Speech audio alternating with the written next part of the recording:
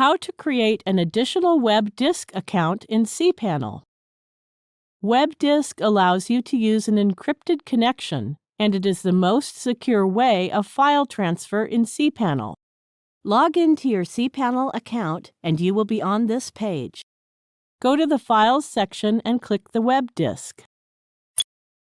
Here, the main web disk account uses the cPanel's user and login ID, and you may need to give the account's login details to other users of the domain. You can create an additional web disk account and give it to other users. Enter a username for web disk account and select a domain. You can enter a password manually or use the password generator. To generate a password, click Password Generator. Now copy and save the generated password in a secure place. After saving the password, click the checkbox and then click the Use Password button. It automatically fills the generated password that is very strong.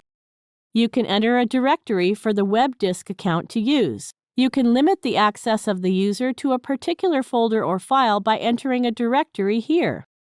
The system already suggests one directory for you. You can permit the user to review, download, and alter the contents of the directory by selecting the Read/Write option box.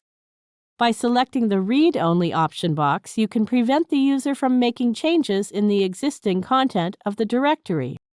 It is important if you allow the user to only read and download the data. He won't be able to alter it. If you are using the Windows operating system, you will need to mark Enable Digest Authentication.